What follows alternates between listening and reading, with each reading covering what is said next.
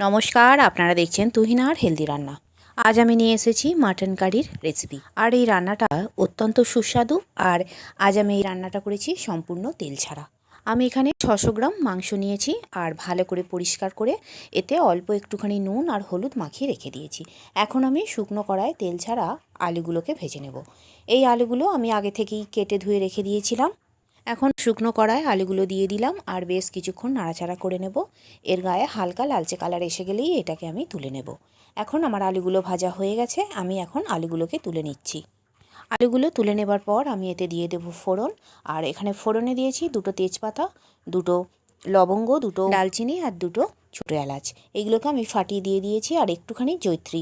এইগুলোকে কিছুক্ষণ নাড়াচাড়া করে একটু লালচে কালার এসে গেলেই আমি এতে দিয়ে দেবো কোঁচানো পেঁয়াজ। পেঁয়াজগুলোকে আমি আগে থেকেই কুচিয়ে রেখে দিয়েছিলাম আর এই পেঁয়াজগুলোকেও আমি শুকনো কড়ায় তেল ছাড়া ভেজে নেব। বেশ কিছুক্ষণ লো ফ্লেমে এইগুলোকে নাড়াচাড়া করতে হবে অনবরত। আর এইভাবে একইভাবে নাড়াচাড়া করতে করতে এর কালারটা আস্তে আস্তে চেঞ্জ হয়ে যাবে। এখন এর কালারটা আগের থেকে অনেকটাই চেঞ্জ হয়ে গেছে। এখন এটা বেশ লালচে কালার এসে গেছে। এখন আমি এতে দিয়ে দেব পরিমাণ মতো রসুন বাটা আর আদা বাটা। তেল ছাড়া কোনো কিছু ভাজলে কড়া একটু কালো হয়ে যায়, তাই আমার কড়াটা একটু কালো হয়ে গেছে। আর আমি এখন দিয়ে দিলাম পরিমাণ মতো রসুন বাটা, আদা বাটা। এইগুলোকেও আমি লো ফ্লেমে ধীরে ধীরে ভেজে নেব। অনবরত নাড়াচাড়া করতে হবে, না হলে কিন্তু এটা কড়ায় বসে যেতে পারে। আর কিছুক্ষণ নাড়াচাড়া করলেই এদের কাঁচা গন্ধ চলে যাবে। আর আমি তখনই এতে দিয়ে দেব টমেটো কাটা।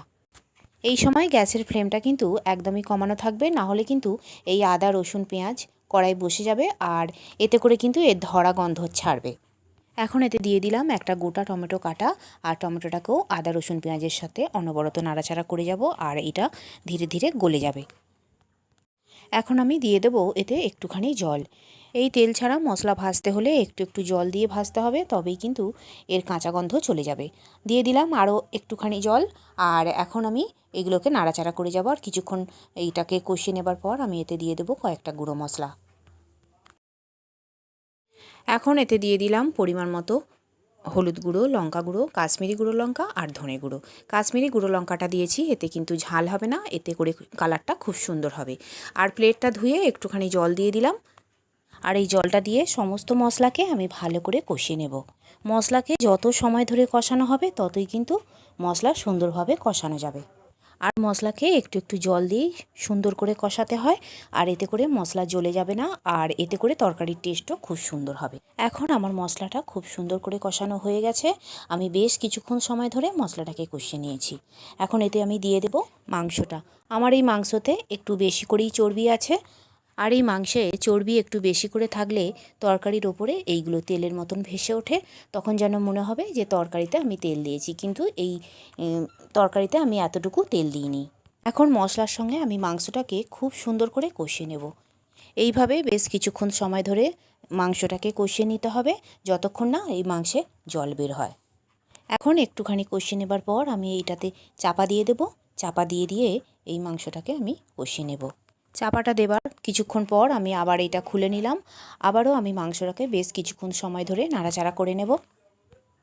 কিছুক্ষণ আমি খুন্তি দিয়ে নাড়াচাড়া করে নেবার পর আমি এতে দিয়ে দেব নুন আর একটুখানি চিনি। নুনটা একটু বেশি পরিমাণেই দিতে হবে আর চিনিটা আমি একটুখানি দিলাম। এতে করে মিষ্টি হবে না, এর স্বাদের ব্যালেন্সটা ঠিকঠাক হবে। এখন আমি ভালো করে এইগুলোকে মিশিয়ে নেব। এরপর আমি আবারও কিছুক্ষণ এটাকে চাপা দিয়ে দেব, যতক্ষণ না এটা থেকে জল বের হয়। এখন আমি চাপাটা খুলে নিলাম আর আমার মাংস থেকে অনেকটাই জল বের হয়ে গেছে, অর্থাৎ মাংসটা ভালোভাবেই এবার কষানো হয়ে গেছে। এখন আমি এই মাংসেতে জল দিয়ে দেব। আমি গরম জল ব্যবহার করলাম। আমি পাশের বার্নারে গরম জল করতে দিয়ে দিয়েছিলাম আগে থেকেই। ঝোলের জন্য যতটা জল লাগবে আমি ততটাই জল দিয়ে দিলাম। আর এরপর আমি এতে দিয়ে দিলাম ভেজে রাখা আলুগুলো। সমস্ত আলুগুলো আমি একটা একটা করে দিয়ে দিলাম। আর এরপর আমি একটু নাড়াচাড়া করে দেবো আর তারপর দিয়ে দেবো একটুখানি নুন। দিয়ে দিলাম স্বাদ মতো নুন। নুনটা আমি আগেই দিয়েছিলাম, কিন্তু এখন যেহেতু অনেকটা ঝোল করেছি তাই আমাকে আবারও নুন দিতে হলো। আর নুনটা দিয়ে একটু নাড়াচাড়া করে নিয়ে এবারে আমি এগুলোকে সিদ্ধ হতে দেব। একটা চাপা দিয়ে দিলাম, আর আমি এখন চাপাটা চেঞ্জ করে নিয়েছিলাম, আর এখন চাপাটা খুলে নিলাম। আর এবার একটু নাড়াচাড়া করে দেখে নেব যে সিদ্ধটা ঠিকঠাক হয়েছে কিনা। সিদ্ধটা আমার একদমই ঠিকঠাক হয়ে গেছে। এবার আমি একটু টেস্ট করে দেখে নেব নুন আর মিষ্টির পরিমাণটা ঠিকঠাক আছে কিনা। নুন আর মিষ্টির পরিমাণ একদমই ঠিকঠাক আছে। দিয়ে দিলাম 3টে চেরা কাঁচা লঙ্কা আর হাফ চামচ গরম মশলা, আর কিছুক্ষণ নাড়াচাড়া করে মিশিয়ে নিলাম। আর বন্ধুরা, আমার রান্না যদি ভালো লেগে থাকে আর যদি নতুন নতুন তেল ছাড়া রান্নার রেসিপি পেতে চান, তাহলে আমার চ্যানেলটিকে সাবস্ক্রাইব করুন আর পাশে থাকা ঘন্টাটি বাজিয়ে দিন। আর লাইক, শেয়ার, কমেন্ট করতে কিন্তু একদম ভুলবেন না। তৈরি হয়ে গেল আমার দুর্দান্ত স্বাদের খাসির মাংসের লাল ঝোল। আর আমার রান্নাটি দেখার জন্য সকল বন্ধুদের জানাই ধন্যবাদ। ভালো থাকবেন।